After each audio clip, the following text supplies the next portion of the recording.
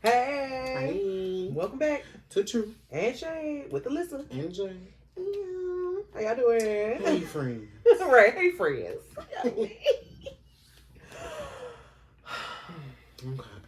So happy Juneteenth. Yes, Black Juneteenth just people. passed. I Happy did remember. Father's Day. Okay. Happy birthday to my mama. Shout out to her. Yes. So we had an interesting topic today. Oh yeah, I guess we'll start with our little news, little celebrity. Before we start with the celebrity. You see that later. Still, So we know y'all done heard about that sub shit. honey, we ain't talking about. Excuse me, the submersive unit, Okay. not a submarine. If you haven't, was it 5 or 4? Four. So 5. 5 billionaires, millionaires, multimillionaires, got, chartered a submersive unit for them to be able to see the Titanic wreckage, I guess IRL. And unfortunately, they lost signal about an hour and 45 minutes into their dive. And basically, we don't know where they at. People are scared. They don't know if it might be a wrap. I'm sorry. Sorry to those men. It might be a wrap. This is what you get when you have bored rich white people. Because what in the actual entire fuck? Like, I could see if y'all went through extensive training, got with like some actual like divers or something, got in touch with some actual divers, actual team to do this. But not you niggas basically boarded a Jimmy rigged version of a submarine. My first submarine. Ass niggas like what the fuck? Oh, because I just know by the time that shit got to a certain point, it probably just fell the fuck apart. The craziest part to me be the details they keep coming out about the shit. Because why was it being controlled with an Xbox controller? Why is this the only way we can control this shit is with this? And it's not even a high quality remote control. It's an Xbox controller. You might as well got it from Family Dollar. It's enough for you to beat the Donkey Kong. That's like about it. You tap on that X too much, yeah, you might. And it just feels foolish. The whole thing feels foolish already because the ocean is only 5% of the ocean is explored, and that's like 5%. Like, do you know how much ocean it is on this planet? And we've only explored 5% of it. There's a reason. Like, there's a reason. And the Titanic sank for a reason. And not saying it like that, but it's 100 million documentaries with all types of, look at the boats, we're in the wreckage footage and documentary that's out there that you don't need to hop your monkey ass in a bucket and die doing deep sea dive. Like, that is like literal insanity. Like, insanity. Because even the part where y'all just went down a centimeter more than what the capacity was for the submersive unit to go. Who's to know that you wasn't just at 47 meters below free fall? Okay, and you just fall into your braces. And as you're falling, the pressure of the cabin is crunching you niggas in. And you already 5 big grown niggas.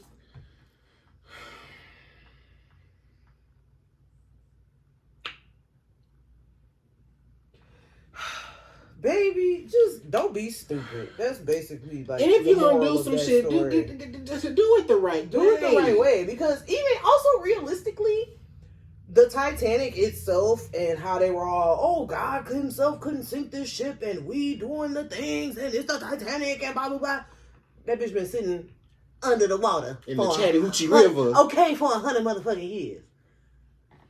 What is there to see? Watch the movie and call it a day. The fuck? Like what more is there to... And then to not even have windows on the shit, you all can only see it. So you're not even seeing it. Like, you only can see it through a screen. So that defeats the purpose anyway, because you could have been on surface doing that. operate your little toy. I mean, I hope they from the lab on land. I hope they, and then you can't even open it from the inside. You have to only open it from the outside. So even if that bitch come to surface, y'all still oxygen is still running the fuck out. And they only have till tomorrow morning. If even that, because when panic set in, okay. If somebody ain't, I'm a big breath bitch when the panic set in. Okay. Oh my god. I'm hyperventilating. And that's one of my worst fears. Is like first of all, that's one of my worst fears is getting trapped underwater, getting trapped in space. It's nothing you can do. It's just there's nothing you can do. There's an abyss. It's literally an abyss. Nothing. And you don't know what's gonna happen. You don't know what it is that's gonna be the thing that kills you. You don't know what it is, and all you have to do is sit there and wait and pray. That's the worst. Like that's literally the only thing you can do is sit there and pray. Sit there and wait. Sit there and just wait for something to fucking happen. And hope they find you because, like I said, you can drop below than what you expected to even go. We may never find you. And then don't, by some weird miracle, survive and you still survive it and you just down there and you just, everybody dying around you and then it's just, you waiting to die type shit. Like that's so frightening. Pray for those people. I pray they make it. I'm so scared. I pray they find them. Even though they did us do some stupid shit, I hope it all is. It has a happy ending. But I just think realistically, it's about to go from a search and rescue to just a search or recovery mission. Because it's either we not gonna find them in a lot of time. So if we do find them, they're all gonna be dead, obviously, or they never find them. Because the ocean is big as fuck. And if y'all drop to a certain point, y'all could just keep falling so y'all hit the bottom of that shit. And not to mention that some stuff that's down there is so astronomical in size, it could literally swallow them up and not even give a fuck on some Pinocchio type shit. And you just got shut out. Like, that's it. That shit crazy. I'm so sorry for the people. I really hope they make it out. And if not, I hope on the other side they learn a lesson. Or the reincarnated side, they don't do that shit again. That's all I got. I'm so sorry to those people. So sorry. Moving on. In other news.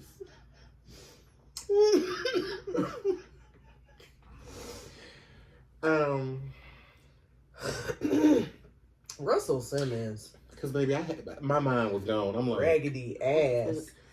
I ain't never liked Russell Simmons. I'm gonna just throw that out there. The only thing that I liked about Russell Simmons was Kimora Lee Simmons, and even looking back at that, like, that's gross and creepy because she was a sophomore in high school when y'all got together and you were a fully grown man.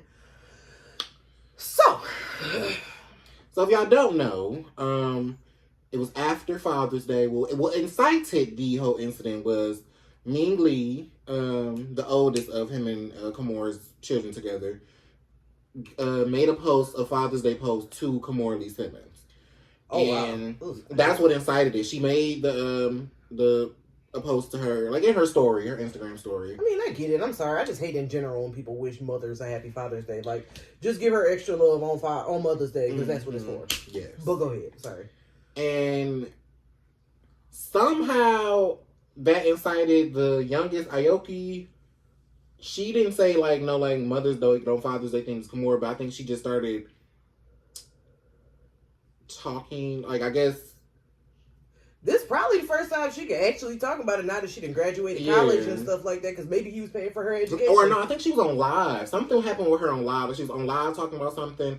She basically was talking about the verbal, mental, emotional abuse that she's endured being Russell Simmons' daughter. And it's gotten worse since the whole Me Too scandal and like the divorce. She said that he actively calls her, Kimora, and Ming bitches and get the wildin'. And she released a clip footage of a muted FaceTime call between the two of them where he's like clearly going in on her. Like, I ain't no lip reader, but I know I can read energy. I can read lips pretty good. I can read energy. So I looked at it a few times, but I can only make out so much because it was like it was just a lot. But I think in the greater scheme, she was really just defending her mom, and that's got to be hard to like be in a position where like your dad is obviously parent versus parent, but like one parent is obviously wrong, You know what I'm saying? Like, in that way where it's like, I feel like everybody has always thought, like, Russell Simmons, like, oh my God, he's such a good guy. He's so good. But I feel like most of the time when I have this feeling that something ain't right or somebody ain't right, I'm usually right. Like, 9 times out of 10, 9.5 times out of 10, I'm right. Yeah. Like, it literally always comes out. And the fact that, like, the Me Too thing happened and people is like, oh yeah, no, Russell, he got fresh with me and Russell and the first thing you do is ship yourself to Thailand so that they don't extradite you. Like, come on. That's not what innocent people do. No, not at all. But I do love the fact that his daughters held him accountable. And I think that's probably what incited him to, like, kind of, like, trip on them. Because, like, I guess because I could see him having a sense of, like, I'm y'all's father, y'all should believe me and be on my side. And they probably was on something like, well, no, Dad, you're actually wrong and this is disgusting. And that probably ticked him off to be like, well, fuck y'all too. And honestly, I could even see it being like, they was with you up until a certain point. Like, my daddy would never do no shit like that. But then when it gets to be incontrovertible evidence, stuff that's like literally facts and pictures and sound clips, and then Kimora sell her little side. You know what I'm saying? He did meet me when I was 16. You know what I'm saying? When you get into that, it's like when the proof is in the pudding, you gotta eat it. Like, I love you, but even this, like, you running away and you not even facing your consequences. What kind of man is that? I would just lose all respect. Like, I talk about my daddy all the time. Like, I love him so much, but like, literally, I would be so disappointed. I would, like, real life be disappointed. That would be my main thing. Yeah. And, like, the main feeling of disappointment is, like, hurt. Just, like, damn, somebody you love and look up to or whatever just let you down. Like, and you just, you running away from it. You not even, like, you just so lame. You fucking coward ass, punk ass bitch. And then you want to holler at women on the phone. But I bet you if a nigga would have got in your face, I bet you if any nigga get in your face, you would be like, well, I'll see you in court. I'm gonna handle this. I'm gonna walk away. I'm gonna turn the other cheek. Like, nah. So, I pray for them girls. Never good when the family feuds. It's not. Shout out to Jay-Z. Right. So I hope they do come to some resolution and the girls get some type of closure. Because Aoki seems the most hurt. I mean, Ming wasn't as vocal and didn't really say much, so she's probably like over it because she's older. The oldest one, yeah. So hopefully Aoki gets into a space where she can, because I feel like she's doing good things. Like, she don't do a lot. She keeps to herself and mind her business. So because the fact that you can't talk to your daddy without having a panic attack, dog, that's crazy. Yeah. That's crazy. That mean this nigga been on your head, like, for years, or maybe that's the only way he was, or you know what I'm saying? Like, that junk is scary and sad. It just make me sad. Like, pray for them too. Okay. That junk is some shit. Okay. Moving on to better things. Y'all seen The Blackening yet? Okay, because if you haven't, please, because it was so good. It was really good. Like, I enjoyed it. We laughed. We was screaming, doing the things. It was just being a real. It was a black ass experience. It was such a black experience. Ass experience. And I was scared that it wasn't. And I don't know if that's a little. Because, you know, when black shit happen, you always got that thing that, like, sometimes it be overhyped and you be nervous about what the quality is, because a lot of times, because we get so far and few opportunities to release things on a grand scale, it's always that nervousness of like, okay, is this gonna be as good as everybody been saying, or is it? Because I love us, but we hype some shit up. Like, we always hyping some shit up, overhyping some shit up, just because it's black. Just cause, like, black or not, if it's good, it's good. If it's bad, it's bad. But this was actually, I want to see it again because it was funny. It was so silly. It was engaging, and it was a black ass experience, and people actually died. I'm like, oh, I didn't know which way it was gonna go. Like, if it was gonna be a horror or a comedy, but it ended up being both. So comedy. I definitely give it a comedy, a horror-y. I'd probably give it. I give it an 8 out of 10. I was gonna try to push to 9, but I'm like, solid 8, because some stuff was corny, But Yeah. I mean, that's just with anything. Yeah. You know what I mean? It's gonna be a little bit of something that's like, okay, that wasn't that funny. So Maybe y'all that was say at funny least, 3 I'll say at years least ago, 8.5. Yeah, 8.5. Yeah, because some stuff could have changed, but it was so silly.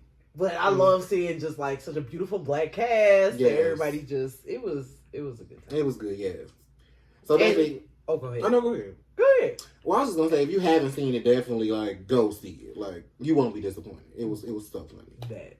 I was gonna say I really enjoyed the things that spoke specifically to blackness, like in that way where it's like even when they was playing the spades game and she was like they was trying to connect across the table like oh no, and she's like I'm like ooh please let her just have that phone. If she got a phone, we in that bitch, and she like bitch ooh cut with the phone, like get the fuck out of here, like that's some shit that's like I know the Brad and Chad, that dad and son in the theater, they was probably like, wait, but we knew that one straight up. Like, I mean, I guess if you white, you can go see it, but you won't.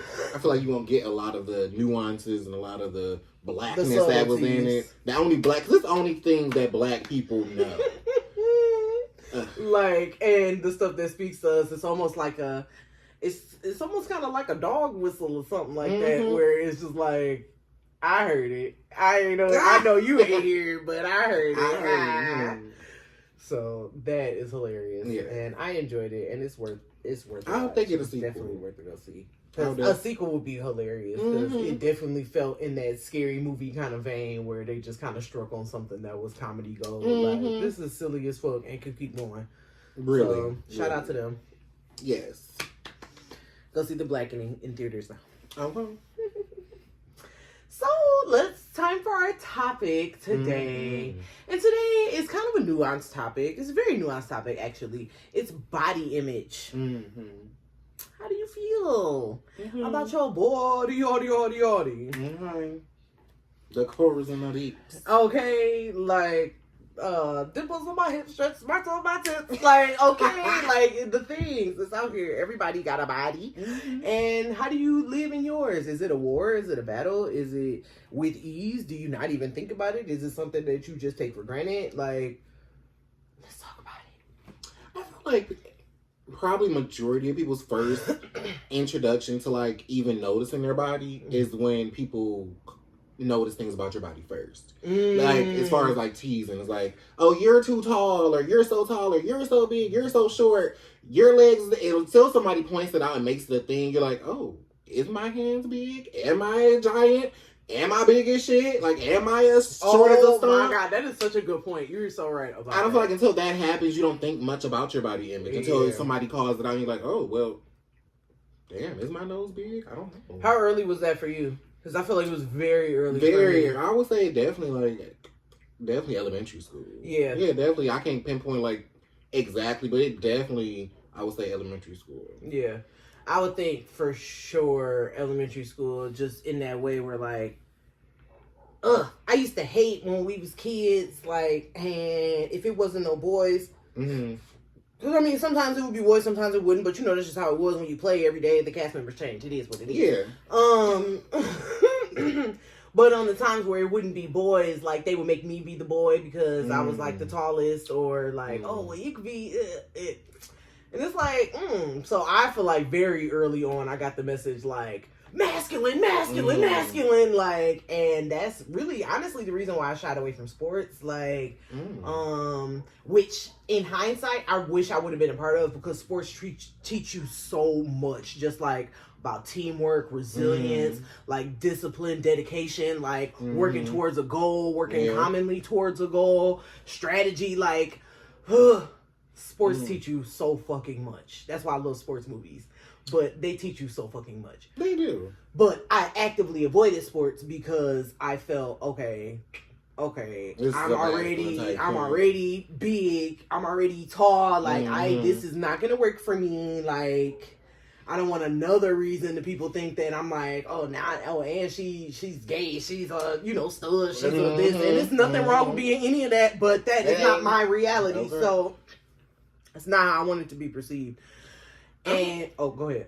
I think I had a separate. It was a total opposite of that. Like, I was always perceived feminine, even as a kid. And so, like, sports was a thing where I'm like, I knew it was a masculine thing. So I only got into sports because it was something that was masculine. Expected. And I didn't like sports. Like, it was cool, but I'm grateful of the sports opportunities I did have or the sports things I did do. But it wasn't something that I leaned into naturally. And because I was forcing myself to like it, it just made me hate it even more. Like, I wish I probably would have continued with sports, like, now as an adult, but, like, I was so actively trying to get out of it because I'm like, this is so awkward to me. Like, I don't want to do this. Like, it's too, not to say that it was too masculine, but, like, I just wasn't that. Like, I don't want to run up and down. I don't want to go to practice. I don't want to do none of this shit. Like, I'd rather be somewhere playing with the dolls. Let me fix her ponytail. Right. Let me just get it. Let me paint somebody's nails. Let me play dress up. Like, I want to do all of that. Yeah. And that was always just like a, that's like a negative in the black household. Like, you can't do you that. A little boy, like, nah, like, okay, and it's like, and I caught on to that very early on. Like, okay, so I can't do these things in public. Oh, that's not okay. Okay. Got you. Cool.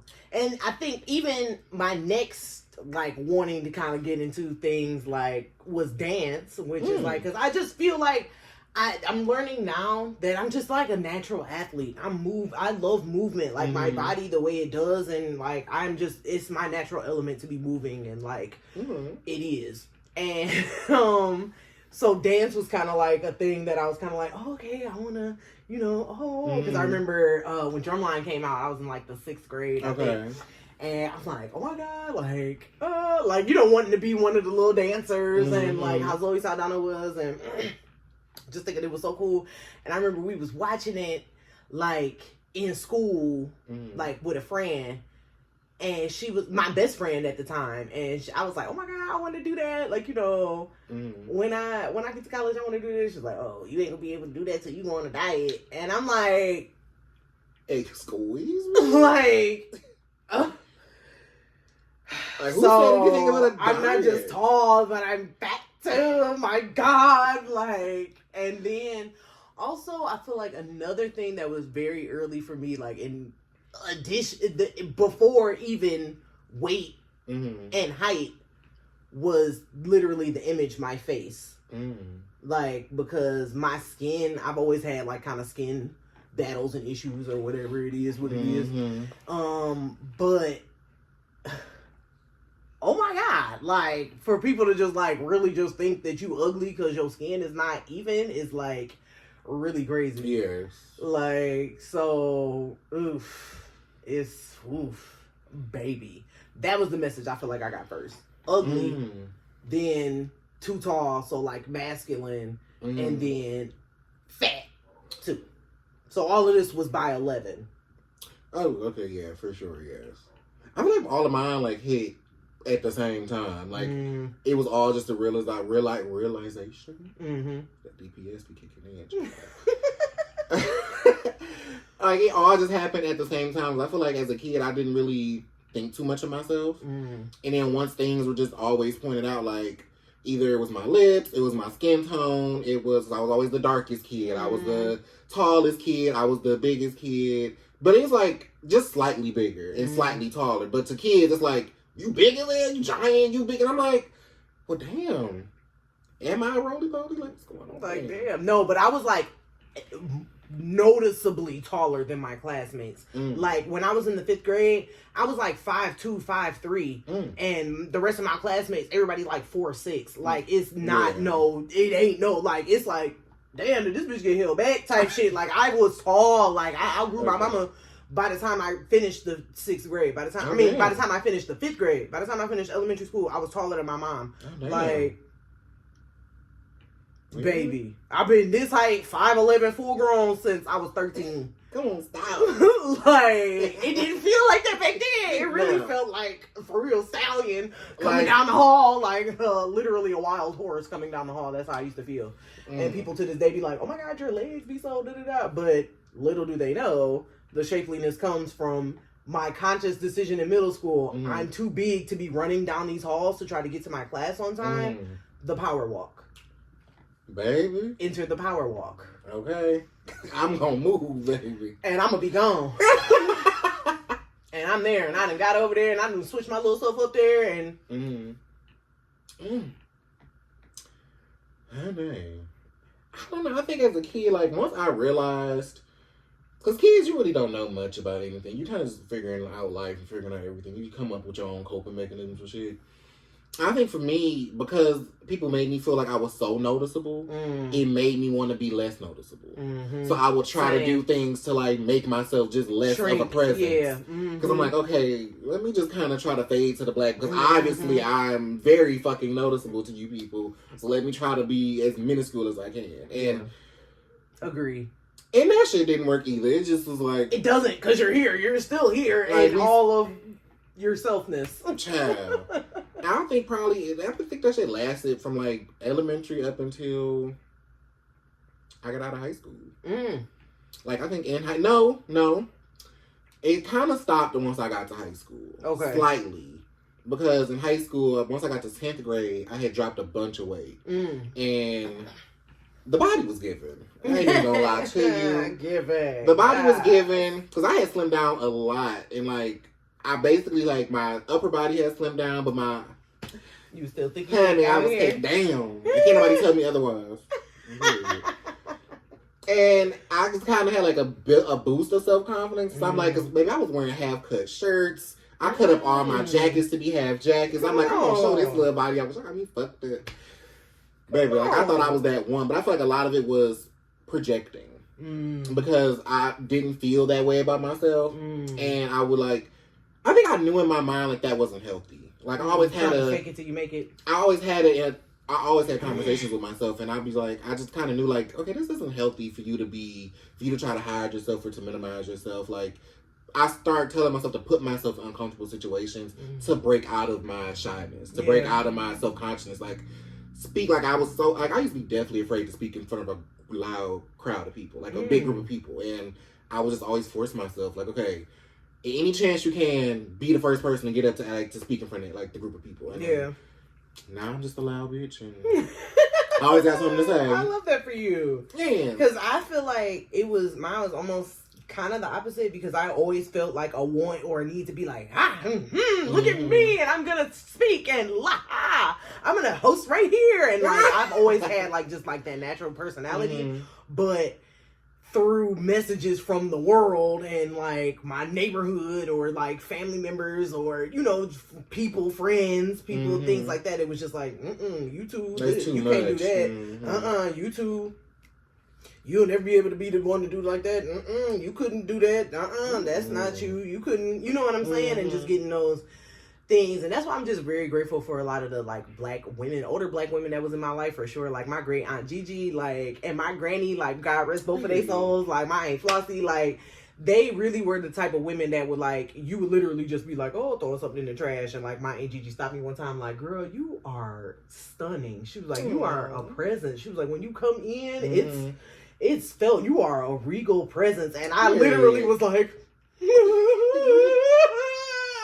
like, this is something like no one's ever like formed it in words like this to me, and to make me feel like, and I was literally, I'm probably like 13 at the time, so you literally just going through like the hell of middle school and just all of that, because I do think that because I got boobs very early, super early, like 8, 9 okay like literally 8, 9.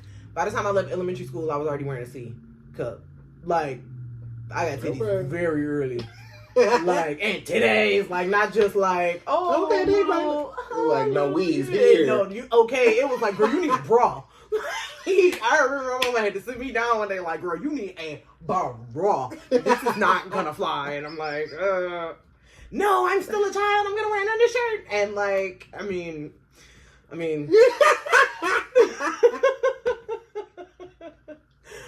But it wasn't until I got to middle school that I realized that, like, because I spent literally like 3rd, 4th, 5th grade like wearing oversized t-shirts, sweatshirts, like even if it was hot, like type shit, like don't look at me, like don't look at me, like I'm not, just very aware that I was developing in a way that nobody else was yet. And it was a girl like that. Like, probably, I think my first introduction to her was 4th or 5th grade, but she had got held back a grade. So Oh no, I was the right age. She was like a year older than us, but titties, like, boom. And I'm like, it used to be a thing, like, damn, Tiffany got some big ass titties. Okay. Like, that literally became my moniker in middle school and, like, lasted all the way through high school. Like, it literally, like, because it wasn't until middle school that I, like, realized that, like, oh, this is a thing. Like, this is, titties. Like, like, out here. Come on. And, like, that's when I started with, like, I would play up my boobs because I didn't feel like my face was cute, or I didn't feel like I had a big old booty, like how that was like the thing. I feel like by the time I got to middle school, that was the thing, like having a big old booty. It was just like, okay, I don't have that. Don't have the long flowing hair. Okay. And I'm not cute, but I got these titties, dog. I got these titties, dog. So that, like, definitely became like one of my, like, that was one of my leads, like one of my holds on confidence, like, oh, I found some confidence in something and I'm going to hold on.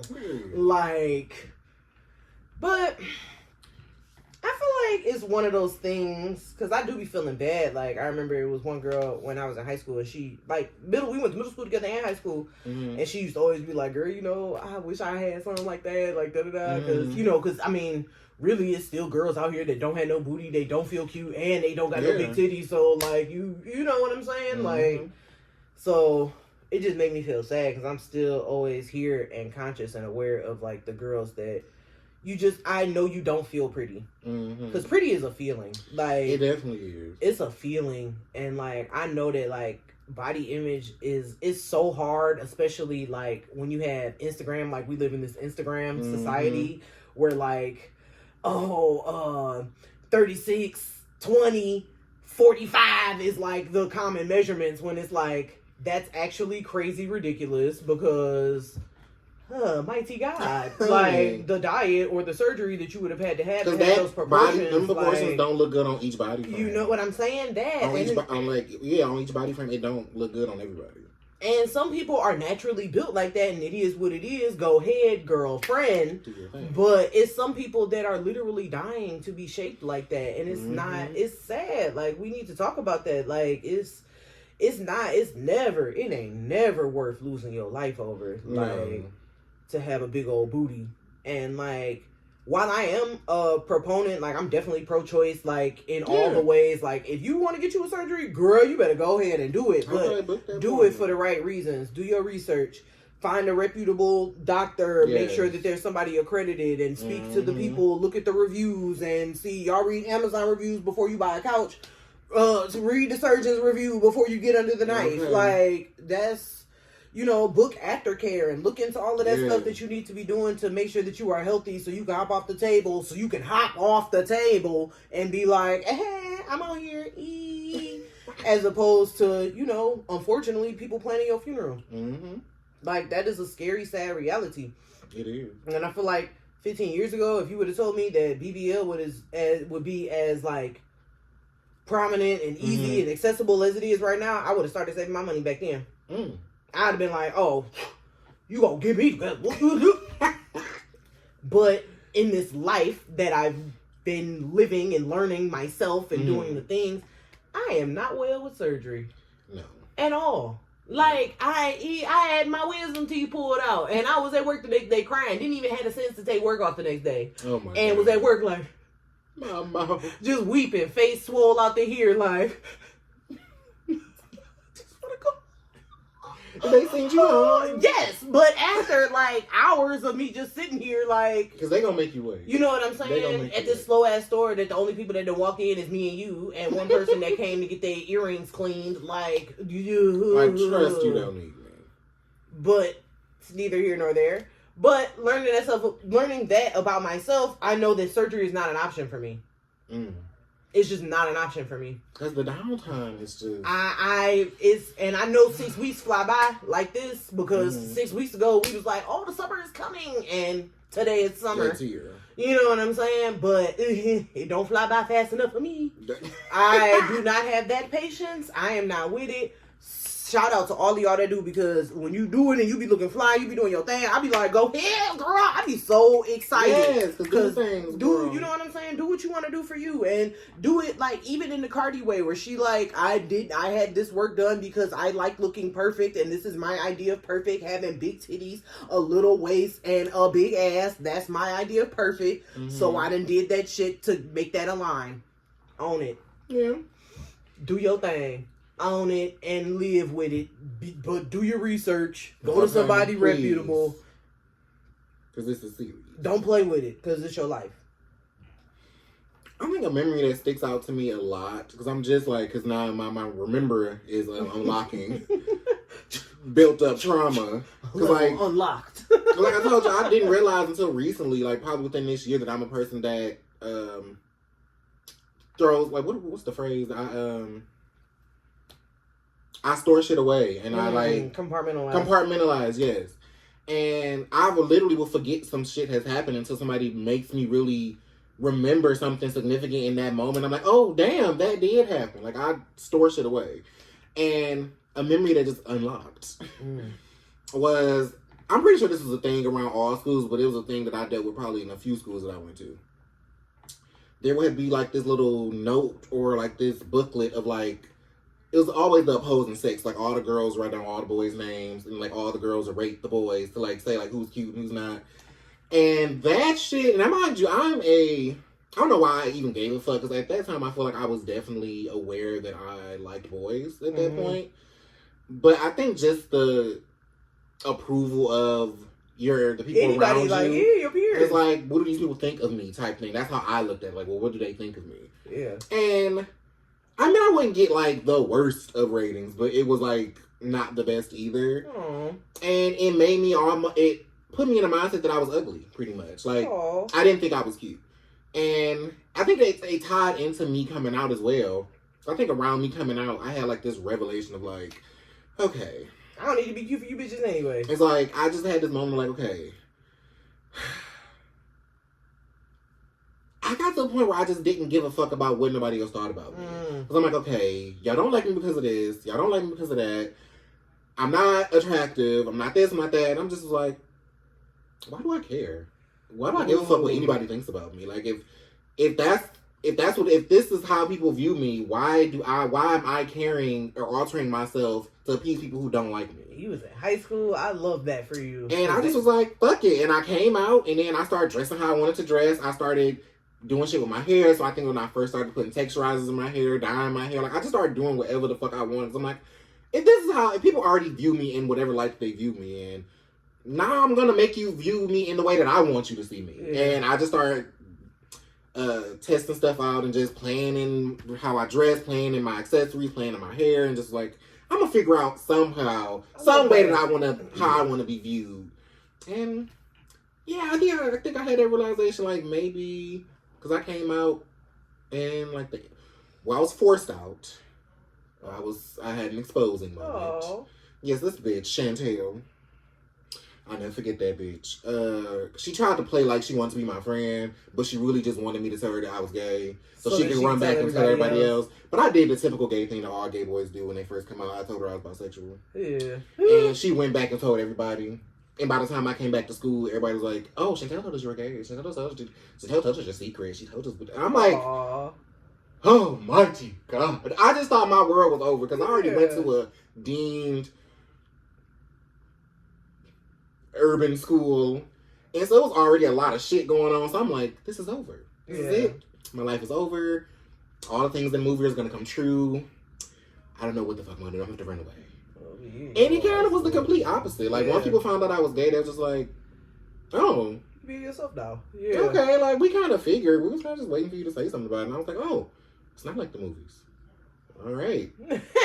So then I just started testing shit out. Like, okay, what else will people be comfortable with? So I started dyeing my hair. I started playing with my appearance and playing with my clothes and my shit. Like, just started mixing shit up until I found what worked best for me. I love that. And from that point on, I just started building my confidence up. I just was like, you know what? I am that bitch. Fuck what anybody got to say.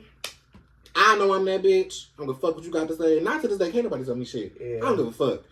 I think I'm the baddest bitch in the room, and can't nobody tell me otherwise. I didn't start getting that until after high school. Because like I said, I got called bleach lips in my Facebook honesty box.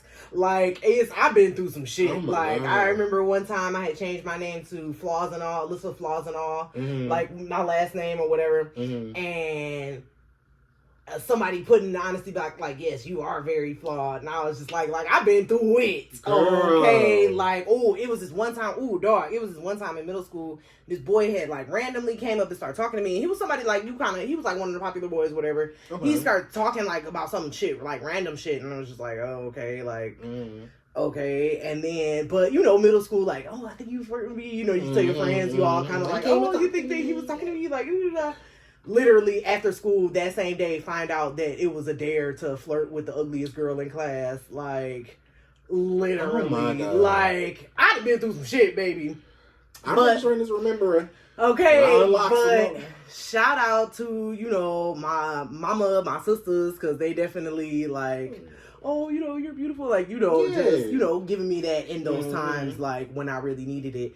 And also, shout out to Maya, because that was my friend, like, the one I linked up with kind of, like, last into high school, kind of. Okay, and she used to always just be like, girl, you better be you. You better shine.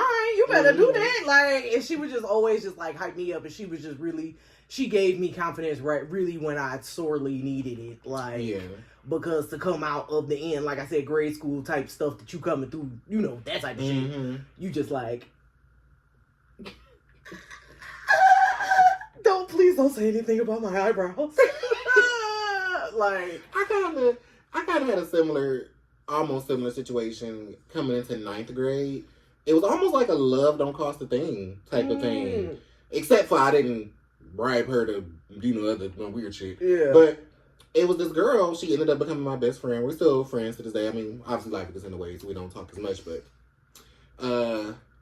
she was the opposite of me. Like I said, I had went through like a whole bullying thing, so by the time I got to 9th grade, I was very like shy, very quiet, didn't talk to nobody. I just was trying to get through the day, child. Yeah, like, literally. I'm trying to get through the day. And one day she sat next to me, and she was, like I said, the opposite of me. She was loud, she was funny, like people liked her. Like, I don't want to say nobody didn't like her, but she just was like one of them people, like she came in and she just lit up the room, and she just had personality, and she was just loud, short, funny, and cute. And so she's like the typical just... She kind of adopted you. Pretty much. And we sat next to each other one day, and something was going on, and me talking shit or saying something, and she heard what I said and just like bust out laughing. And I'm like, girl, you heard me? And after that, we just like started hanging around each other a little more, and like she really was my friend. Like by the time I ended up having to go to summer school that year, and she was there too, and we was like familiar to each other. So like we really just became friends. And the whole time I used to be like, why is she my friend? Like, I don't feel like she should be my friend. Like, she's the complete opposite of me. Like, I don't think... It just didn't seem like we were supposed to be friends. But she came and brought you out your shell. She definitely brought me out of my... She definitely... So I do give a shout out to her and Nicki Minaj. And, like, building my confidence and, like, being like, you are that bitch. Like, fuck all these hoes. Like... Yes. Can't nobody tell you shit. So I do give a shout out to her, my good girl, Sarita World. She definitely helped me and definitely made me see, like, my inner self. And thank you for that. Yes, I always like, place in my heart. God bless women and girls like that. Like, because you really, like, you treasure it. Like, it really is. Because, like I said, me and Maya, we literally sat next to each other in English, and it was just like her last name started with a G, mine started with an E, so we was literally right there, like, oh hey, oh what's up, how you doing, da da da, like, and it just, we was cool, and it just started being cool, and she was just nice to me, and it was just like, wow, she's so pretty and popular, and like this, and like, oh my god, she being my friend, like, okay, oh I'm going with her, we excited, oh we going here, oh me and Maya, we okay. Like, it was literally like, I just, but getting the actual confidence for myself, like actually doing the work of doing it, like sitting in the mirror again, came like 24, 25 when I was reading that book, because there's a part in the book where he'd be like, you can't build, like you can't fake it till you make it type shit. Like you can't be like, oh, I'm that bitch and da-da-da-da-da and scream that from the mountaintops all day if you really don't feel like that shit. Exactly. At the end of the day, you go home and you pick yourself apart. Like, he was like, so, like, this step, you need to go and, like, love yourself. Like, go in the mirror and, like, love yourself. He's like, I don't care how long this step takes. do that shit before you come back to this book, because if you read the book and you come back, you're gonna be mad because you did some shit in it. And literally, that actually happened to me, because like I read the book and I was all full of confidence, and I'm like, like false confidence, like I didn't really address everything that I needed to address, and fell into a relationship where I felt like I was kind of like settling and just.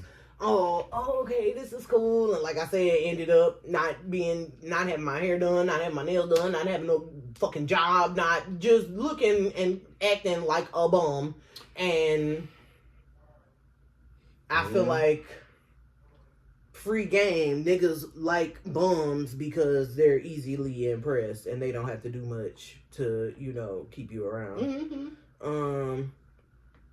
But tapping back into myself, like after that breakup, like I was real sad, but then I was just like, no, I need to get myself together, and like getting in therapy and like realizing, like I said, like what type of things make me happy and what type of things give me life and what type of things like, because that glow is inner, like it's literally inner, and like it's to this day, like I can go out. No makeup on, it don't matter, like if my skin is even Steven or uneven and looking crazy, but I'm still like, hey, how you doing? Okay. And I still be getting niggas that be like, oh, can I get your number? Oh, you are beautiful.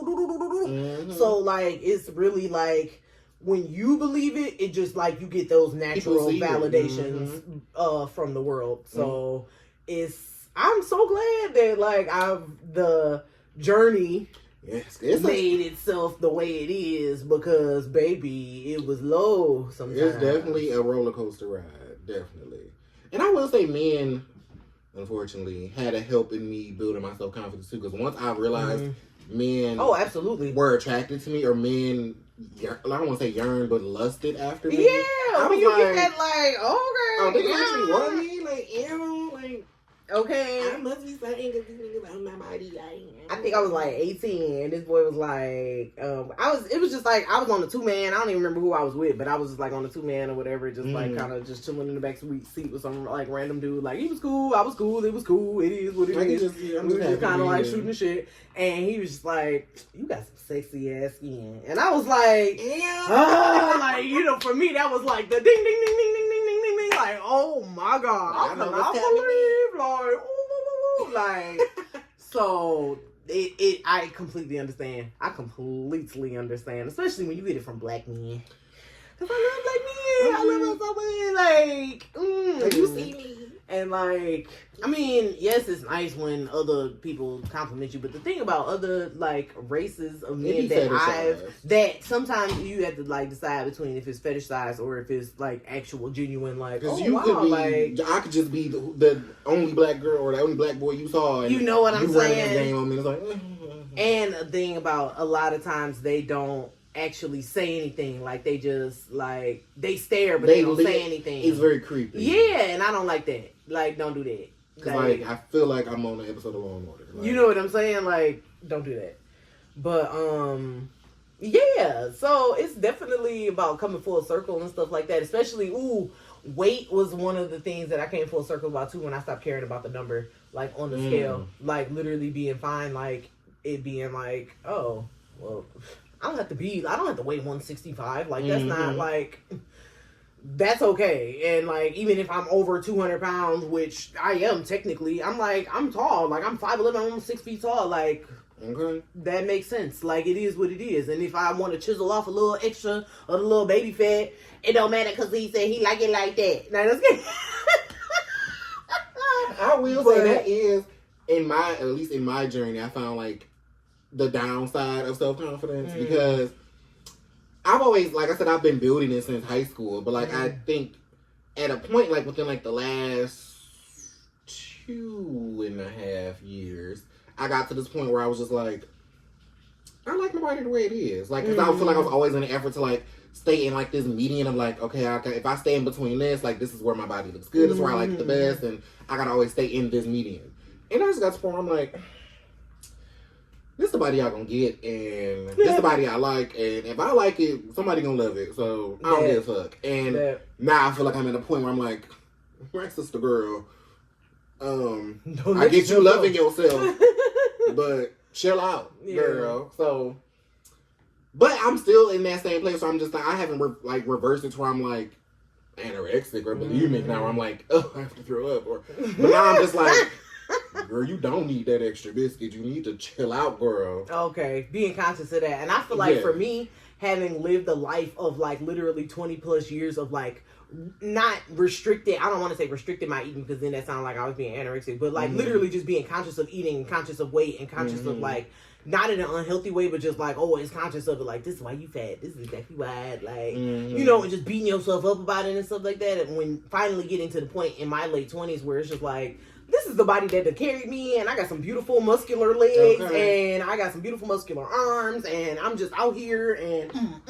I'm doing the things, and even if I'm not technically where I want to be ideally because of how I want to look in clothes without having to do the the hand pose, the hand in the stomach pose, or whatever, or having to, as my cousins say, tuck your stomach in your jeans.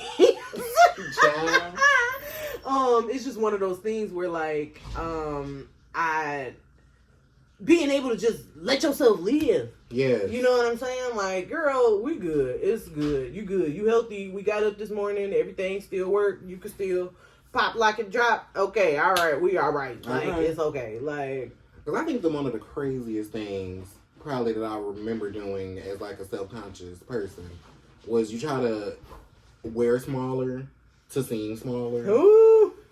Like, now we really looking at you because you look crazy. Okay, because I tell you what my granny said, she's like, just because you can fit it, she's like, don't you can get on, put it on, don't mean it fit. And I was like, thank you for that, Granny. Okay. Like, I feel very attacked. Thank you. I feel very attacked right now.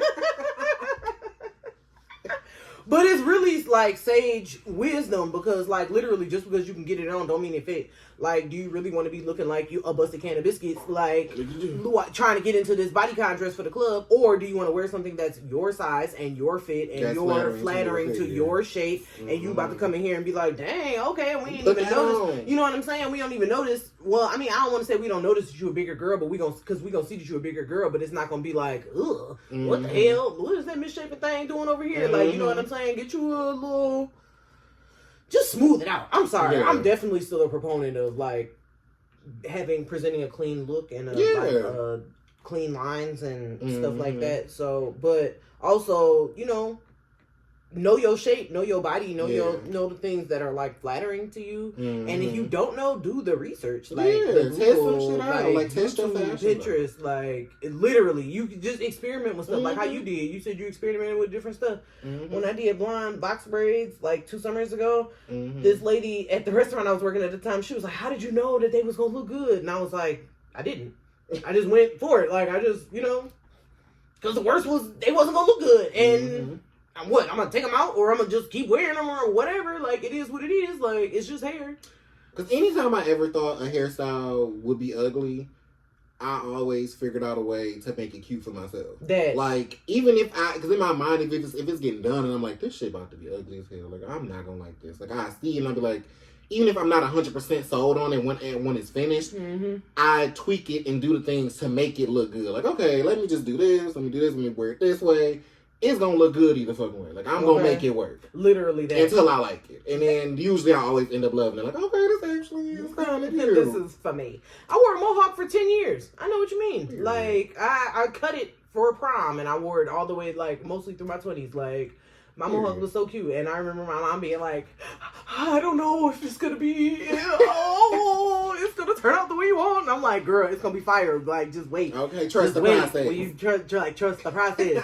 And it literally, that bitch was cold as fuck, my little mohawk. And it was like my little glam hawk, or as my stylist used to call it. But, it's all about what it is that you want. Because realistically, you get one life, you get one body, you get one chance to do what it is that you're going to do. You're going to spend it worrying about what other people think. Or trying to make other people, appease other people and how they view you. You know what I'm saying? How do you view you? I had a pair of like Spice Girl platforms. Like my mom got me these shoes. Like Spice Girls was so hot when I was a kid.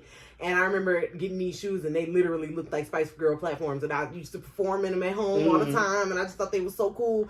And like any chance, I never wore them out in public. I never wore them anywhere and did anything like with them. And it was just like, Why? Because I was embarrassed. Like I was already felt like, oh, I'm already too tall. I don't want to wear these, and people already be like, dang, she's not. But realistically, looking back, if I would have worn them somewhere, somebody could be like, oh, is she only a child? We need to get her into modeling. You know what I'm saying? Okay. Like, you know, anything could have happened. But you never know, because if you don't take that chance, like you miss 100% of the shots you don't take. Okay. Because that's a word. Okay.